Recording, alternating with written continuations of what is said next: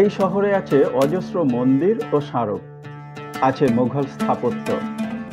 এই শহর পশ্চিমবঙ্গের একটি গুরুত্বপূর্ণ শিক্ষা কেন্দ্র। দামোদরের তীরে গড়ে ওঠা একটি অতি প্রাচীন পর্যটন কেন্দ্র।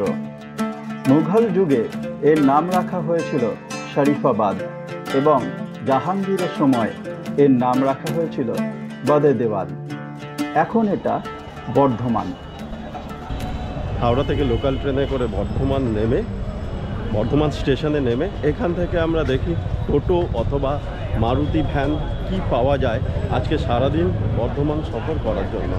টোটো পাওয়া যাবে বর্ধমান ঘোরার জন্য, টোটোতে 500 থেকে 600 টাকা চাইছে, আর মারুতিও পাওয়া যাবে। এখানে আমরা এখন দাম দরজ করছি। ওখানে আমরা অ্যাম্বাসাডার পাওয়া যাবে, মারুতি গাড়ি পাওয়া যাবে। আমরা মারুতি ভ্যানটাকে দেখছি। মারুতি ভ্যান আমাদের কাছে 1500 টাকা চেয়েছিল, আমরা 1000 টাকা বলেছি, তাতে আমাদের নিয়ে যাবে বলেছে। এই হচ্ছে আমাদের মারুতি ভ্যানটা। এই মারুতি ভ্যানে করে আমরা 7 জন আজকে বর্ধমান বেড়াবো।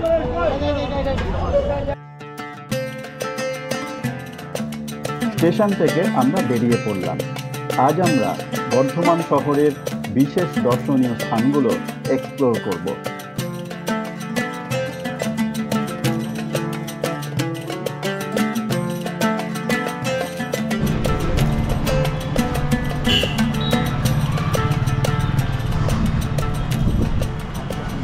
এটা হলো বড় মায়ের মন্দির। বড় মায়ের মন্দিরের ঠিক অপোজিটেই আছে শ্রী শ্রী নর্মদেশ্বর মহাদেব ও শ্রী দুর্গা মাতার মন্দির।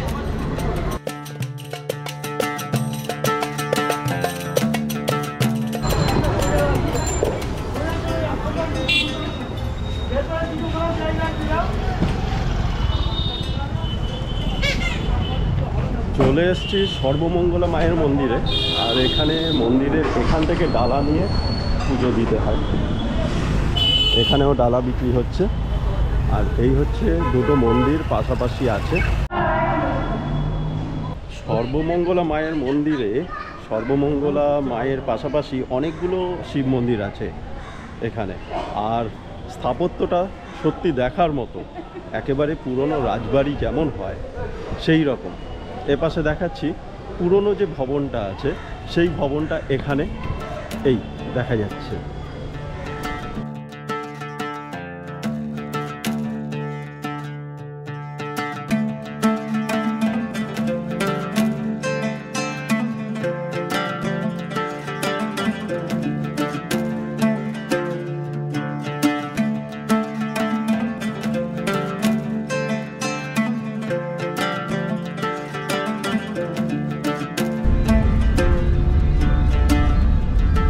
কুতুবউদ্দিন এবং শের আফগানের সমাধিস্থল, সেই সমাধিস্থলে আমরা ঢুকছি। তো এখানে বেশি কথা বলবো না।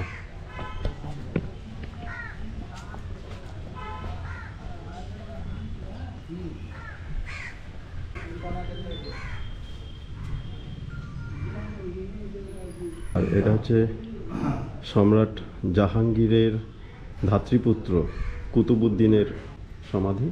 আর ওটা হচ্ছে শের আফগান, তার সমাধি। 1605 সালে জাহাঙ্গীর মুঘল সাম্রাজ্যের সিংহাসনে বসলে কুতুবউদ্দিনকে বাংলা সুবেদার করা হয়। এদিকে শের আফগান বাংলা প্রদেশের বর্ধমানের তহবিলদার ছিলেন। ঘুরে দেখলাম দুজনের সমাধি, যা তৈরি হয়েছে 1610 খ্রিস্টাব্দে।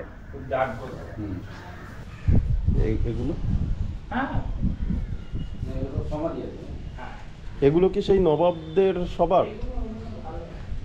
এই গাছটা কত বছরের পুরনো?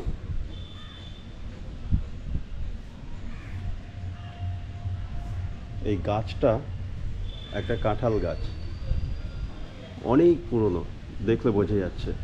এর গুড়ি অনেক মোটা। আমরা ভিতরে যাচ্ছি না, পুরো শ্যাওলা পড়ে গেছে এই জায়গাটা। নবাবদের বিভিন্ন রিলেটিভস যারা ছিলেন তাদের আত্মীয় স্বজনের সমাধি এখানে আছে। আর এই দেয়ালের ঠিক ওপারেই আছে একটা বড় কবরস্থান।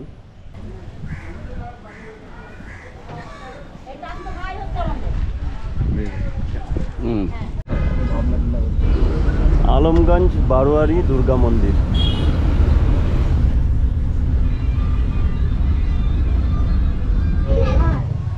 বর্ধমানেশ্বর, শ্রী শ্রী বাবা বর্ধমানেশ্বর মন্দির। এটাকেই অনেকে মোটা শিব মন্দির বলেও জানে।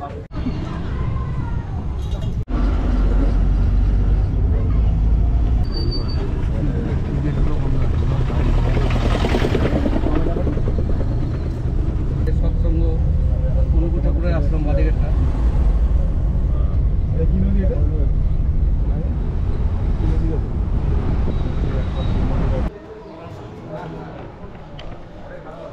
এটা হলো বর্ধমানের কঙ্কালেশ্বরী কালী মন্দির।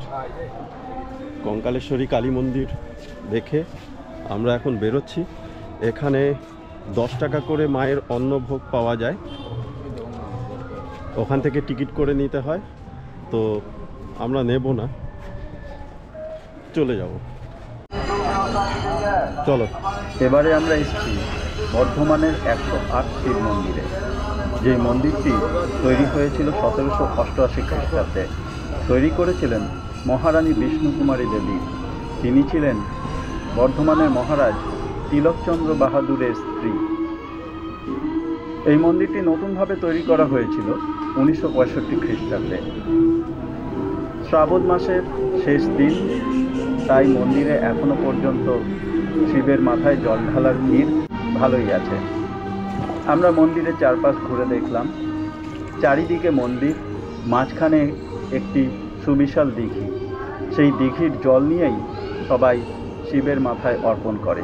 বর্ধমানের 108 শিব মন্দির ঘুরে দেখলাম, আর তার পাশাপাশি প্রসাদও পেয়ে গেলাম। আমাদের প্রসাদ দিয়েছে আজকে এই বাটি করে পায়েস আর 1 বোতল জল।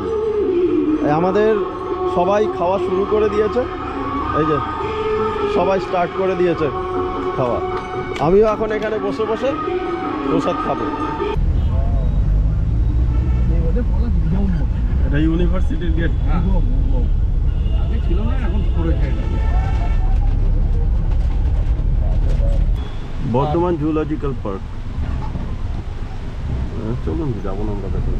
আচ্ছা, এইটা গোলাপ বাগ ঢুকছে, যেখানে রাজা রানী গোলাপ বাগানে হাওয়া খেত বিকেলে বসে। এগুলো হয়ে গেছে সব ইউনিভার্সিটি কলেজ। এটা এখানে হাওয়া খেত। চিড়িয়াখানায় ঢুকলাম না, কারণ বৃষ্টি পড়ছে প্রচুর। বৃষ্টির মধ্যে চিড়িয়াখানায় ঢুকে কোনো লাভ নেই। টিকিট কেটে ঢুকবো, কিন্তু কোনো জন্তু জানোয়ার আমাদের দেখতে আসবে না। তো বেকার টিকিটটা কাটা হবে, তাই আমরা চিড়িয়াখানায় ঢুকলাম না। এমনকি প্ল্যানেটোরিয়াম ঢুকলাম না, কারণ হচ্ছে আমরা যারা কলকাতা থাকি আমাদের এই প্ল্যানেটোরিয়ামে ঢোকার প্রয়োজন হয় না, কারণ আমরা কলকাতাতেই বিড়লা প্ল্যানেটোরিয়াম আমরা দেখেছি। তো এই দুটো জিনিস চাইলে পরে আপনারা ঢুকতে পারেন, আর না চাইলে পরে এড়িয়ে যেতে পারেন। আমরা ঠিক যেমন এড়িয়ে যাচ্ছি।